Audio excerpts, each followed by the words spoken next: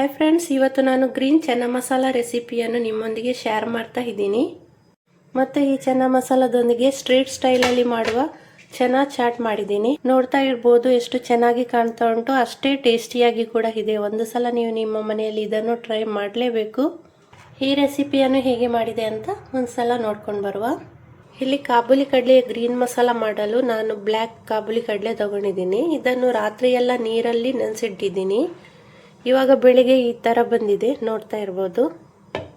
ಇವಾಗ ಇದನ್ನೆಲ್ಲ ಒಂದು ಪ್ರೆಷರ್ ಕುಕ್ಕರ್ಗೆ ಹಾಕೊಂಡು ಇದು ಮುಳುಗುವಷ್ಟು ನೀರು ಹಾಕೊಳ್ತಿದ್ದೀನಿ ಮತ್ತು 1 ಸ್ಪೂನ್ ಉಪ್ಪು ಹಾಕಿ ಲಿಡ್ ಕ್ಲೋಸ್ ಮಾಡಿ 4 ರಿಂದ 5 ಸೀಟಿ ತಗೊಳ್ಬೇಕು.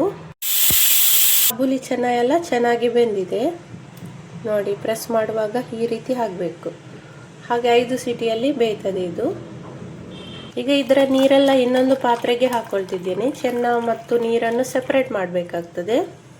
ಚೆನ್ನ ಗ್ರೀನ್ ಮಸಾಲ ಮಾಡೋದಕ್ಕೆ ಇಲ್ಲಿ ನಾನು 1 ಕಟ್ ಆಗುವಷ್ಟು ಕೊತ್ತಂಬರಿ ಸೊಪ್ಪು ತಗೊಂಡಿದ್ದೀನಿ ಮತ್ತು 1 ಮುಷ್ಟಿ ಆಗುವಷ್ಟು ಪುದೀನ ಸೊಪ್ಪು ತಗೊಂಡಿದ್ದೀನಿ. 7-8 ಹೆಸರು ಬೆಳ್ಳುಳ್ಳಿಯನ್ನು ಸಣ್ಣ ಸಣ್ಣದಾಗಿ ಕಟ್ ಮಾಡಿ ಇಟ್ಕೊಂಡಿದ್ದೀನಿ ಮತ್ತು ತುಂಡು ಶುಂಠಿಯನ್ನು ಕೂಡ ಕಟ್ ಮಾಡಿ ಇಟ್ಕೊಂಡಿದ್ದೀನಿ ಮತ್ತು 2 ಈರುಳ್ಳಿಯನ್ನು ಸಣ್ಣ ಸಣ್ಣದಾಗಿ ಕಟ್ ಮಾಡಿ ಇಟ್ಕೊಂಡಿದ್ದೀನಿ, ನೋಡ್ತಾ ಇರ್ಬೋದು. ಮತ್ತೆ 4 ಹಸಿರು ಮೆಣಸು ಕೂಡ ತಗೊಂಡಿದ್ದೀನಿ. ಇವಾಗ ಕಾಬೂಲಿ ಕಡಲೆಯ ಗ್ರೀನ್ ಮಸಾಲ ಮಾಡೋದಕ್ಕೆ 2 ಸ್ಪೂನ್ ಆಗುವಷ್ಟು ಆಯಿಲ್ ಹಾಕೊಳ್ತಿದ್ದೀನಿ.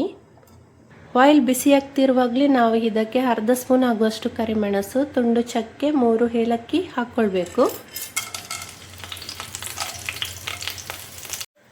ಇದರ ಒಟ್ಟಿಗೆ 7-8 ಹೆಸರು ಬೆಳ್ಳುಳ್ಳಿಯನ್ನು ಈ ರೀತಿ ಸಣ್ಣ ಸಣ್ಣದಾಗಿ ಕಟ್ ಮಾಡಿ ಇಟ್ಕೊಂಡಿದ್ದೀನಿ. ಇದನ್ನು ಹಾಕೊಳ್ತಿದ್ದೀನಿ.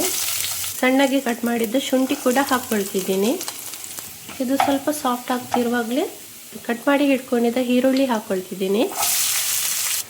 ಈರುಳ್ಳಿ ಸ್ವಲ್ಪ ಸಾಫ್ಟ್ ಆಗಿ ಬ್ರೌನ್ ಕಲರ್ಗೆ ಟರ್ನ್ ಆಗ್ತಿರುವಾಗಲೇ ಕೊತ್ತಂಬರಿ ಸೊಪ್ಪನ್ನು ಹಾಕೊಳ್ತಿದ್ದೀನಿ. ಇದನ್ನು ಕಡ್ಡಿ ಸಮೇತವಾಗಿ ಹಾಕೊಳ್ಬೇಕು. ಇದೆಲ್ಲ ವೇಸ್ಟ್ ಮಾಡಲಿಕ್ಕೆ ಇಲ್ಲ ಇಲ್ಲಿ. ಇದರ ಒಟ್ಟಿಗೆ 4 ಹಸಿರು ಮೆಣಸು ಮತ್ತು 1 ಮುಷ್ಟಿ ಆಗುವಷ್ಟು ಪುದೀನ ಸೊಪ್ಪು ಹಾಕೊಳ್ತಿದ್ದೀನಿ. ಪುದೀನ ಸೊಪ್ಪು ಮತ್ತು ಕೊತ್ತಂಬರಿ ಸೊಪ್ಪು ಹಾಕಿ ಸ್ವಲ್ಪ ಸಾಫ್ಟ್ ಆಗೋ ತನಕ ಇದನ್ನು 2 ನಿಮಿಷ ಫ್ರೈ ಮಾಡ್ಕೊಳ್ಳಿ. ಜಾಸ್ತಿ ಏನು ಸಾಫ್ಟ್ ಆಗಬೇಕಂತ ಏನೂ ಇಲ್ಲ. ಇದು ಬೇಗನೆ ತಣ್ಣಗಾಗಲಿಕ್ಕೆ ಒಂದು ಪ್ಲೇಟಿಗೆ ಹಾಕೊಳ್ತಿದ್ದೀನಿ. ಇದೆಲ್ಲ ತಣ್ಣಗಾಗಿದೆ. ಇದನ್ನು ಮಿಕ್ಸಿ ಜಾರಿಗೆ ಹಾಕೊಂಡಿದ್ದೀನಿ. ಇದಕ್ಕೀಗ ಸ್ವಲ್ಪ ನೀರು ಹಾಕಿ ನುಣ್ಣಗೆ ರುಬ್ಕೊಳ್ಬೇಕಾಗ್ತದೆ. ಈಗ ಗ್ರೀನ್ ಮಸಾಲ ರೆಡಿ ಆಯಿತು, ನೋಡ್ತಾ ಇರ್ಬೋದು. ಇಲ್ಲಿ ಈಗ 2 ಸ್ಪೂನ್ ಆಗುವಷ್ಟು ತುಪ್ಪ ಹಾಕೊಳ್ತಿದ್ದೀನಿ. ಇದೇ ಬಾಣಲೆಗೆ ವಾಪಸ್ ಹಾಕೊಳ್ತಿದ್ದೀನಿ. ತುಪ್ಪ ಸ್ವಲ್ಪ ಬಿಸಿ ಆಗ್ತಿರುವಾಗಲೇ 1 ಸ್ಪೂನ್ ಆಗುವಷ್ಟು ಜೀರಿಗೆ ಹಾಕೊಳ್ತಿದ್ದೀನಿ. ಜೀರಾ ಹಾಕಿದ್ಮೇಲೆ ಮೀಡಿಯಂ ಫ್ಲೇಮಲ್ಲಿ ಸ್ವಲ್ಪ ಹುರ್ಕೊಳ್ಬೇಕಾಗ್ತದೆ. ಜೀರಾ ಸ್ವಲ್ಪ ಗೋಲ್ಡನ್ ಕಲರ್ಗೆ ಬರಬೇಕು, ಅಲ್ಲಿ ತನಕ ಹುರ್ಕೊಳ್ಬೇಕು. ಗ್ರೈಂಡ್ ಮಾಡಿ ಇಟ್ಕೊಂಡಿದ್ದ ಗ್ರೀನ್ ಮಸಾಲ ಹಾಕ್ಕೊಳ್ತಿದ್ದೀನಿ. ಗ್ರೀನ್ ಮಸಾಲ ಹಾಕಿದ್ಮೇಲೆ ಇದು ತುಪ್ಪದೊಂದಿಗೆ ಚೆನ್ನಾಗಿ ಮಿಕ್ಸ್ ಆಗಬೇಕು. ಇಲ್ಲಿ ಗ್ಯಾಸ್ ಫ್ಲೇಮ್ ಮೀಡಿಯಂ ಹದದಲ್ಲಿ ಇರಲಿ.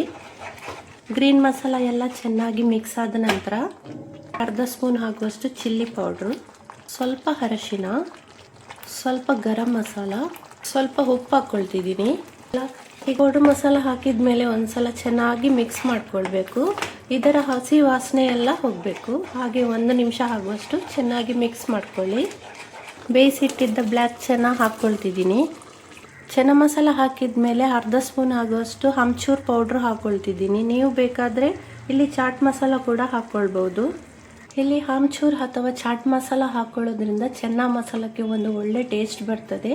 ಈಗ ಇದೆಲ್ಲ ಮಿಕ್ಸ್ ಆದಮೇಲೆ ಬೇಯಿಸಿದ ಕಾಬೂಲಿ ಚೆನ್ನದ ನೀರು ಹಾಕ್ಕೊಳ್ತಿದ್ದೀನಿ. ಈಗ ಇದನ್ನು 5 ನಿಮಿಷ ಆಗುವಷ್ಟು ಬೇಯಿಸ್ಕೊಳ್ಬೇಕು. ಈಗ 5 ನಿಮಿಷದ ನಂತರ ಮಸಾಲೆ ಎಲ್ಲ ಚೆನ್ನದೊಂದಿಗೆ ಚೆನ್ನಾಗಿ ಮಿಕ್ಸ್ ಆಗಿದೆ, ನೋಡ್ತಾ ಇರ್ಬೋದು. ಇದು ರೆಡಿ ಆಯಿತು. ಗ್ಯಾಸ್ ಫ್ಲೇಮ್ ಆಫ್ ಮಾಡ್ತಿದ್ದೀನಿ. ಬ್ಲ್ಯಾಕ್ ಚೆನ್ನ ಗ್ರೀನ್ ಮಸಾಲ ರೆಡಿ ಆಯಿತು. ಇದನ್ನು ಒಂದು ಪ್ಲೇಟಿಗೆ ಹಾಕ್ಕೊಳ್ತಿದ್ದೀನಿ. ಇವಾಗ ಸ್ಟ್ರೀಟ್ ಸೈಡಲ್ಲಿ ಸಿಗುವ ಚೆನ್ನ ಚಾಟ್ಗೆ ರೆಡಿ ಮಾಡ್ಕೊಳ್ಳುವ. ಇದಕ್ಕಾಗಿ ನಾನು ರೆಡಿ ಮಾಡಿ ಇಟ್ಕೊಂಡದ್ದ ಚೆನ್ನ ಮಸಾಲ ತಗೊಳ್ತಿದ್ದೀನಿ. ಇದಕ್ಕೇನೆ ಸ್ವಲ್ಪ ಈರುಳ್ಳಿ, ಸ್ವಲ್ಪ ಟೊಮೆಟೊ, ಸ್ವಲ್ಪ ಕೊತ್ತಂಬರಿ ಸೊಪ್ಪು ಹಾಕಿ ಅರ್ಧ ಲಿಂಬೆಹಣ್ಣಿನ ರಸ ಹಿಂಡ್ಕೊಂಡು ಹಾಕ್ಕೊಳ್ತಿದ್ದೀನಿ. ಇವೆಲ್ಲವನ್ನು ಒಂದು ಸಲ ಚೆನ್ನಾಗಿ ಮಿಕ್ಸ್ ಮಾಡಿದರೆ ಸ್ಟ್ರೀಟ್ ಸೈಡಲ್ಲಿ ಸಿಗುವ ಚೆನ್ನ ಚಾಟ್ ರೆಡಿ ಆಯಿತು. ತುಂಬ ಟೇಸ್ಟಿಯಾಗಿರ್ತದೆ. ಒಂದು ಸಲ ನೀವು ನಿಮ್ಮ ಮನೆಯಲ್ಲಿ ಟ್ರೈ ಮಾಡಿ ನೋಡಿ. ಇದಕ್ಕೆ ಬೇಕಾದರೆ ಆಲೂಗಡ್ಡೆ ಕೂಡ ಬೇಯಿಸಿ ಹಾಕ್ಕೊಳ್ಬೋದು. ಬೇಡದವರು ಸ್ಕಿಪ್ ಮಾಡಿ, ಬೇಕಿದ್ದರೆ ಮಾತ್ರ ಹಾಕ್ಕೊಳ್ಳಿ. ಇದನ್ನು ನಿಂಬೆಹಣ್ಣಿನ ಜೊತೆ ಸರ್ವ್ ಮಾಡಿಕೊಟ್ರೆ ಮನೆಯವರೆಲ್ಲರೂ ಖುಷಿಯಿಂದ ತಿಂತಾರೆ. ಈ ನನ್ನ ರೆಸಿಪಿ ನಿಮಗೆ ಇಷ್ಟವಾದಲ್ಲಿ ಲೈಕ್ ಶೇರ್ ಮಾಡೋದನ್ನು ಖಂಡಿತ ಮರೆಯಬೇಡಿ. ಮತ್ತು ನನ್ನ ಚಾನಲ್ಗೆ ಸಬ್ಸ್ಕ್ರೈಬ್ ಕೂಡ ಆಗಿ. ಮುಂದಿನ ಹೊಸ ರೆಸಿಪಿಯೊಂದಿಗೆ ಭೇಟಿಯಾಗೋಣ. ಅಲ್ಲಿ ತನಕ ಬಾಯ್.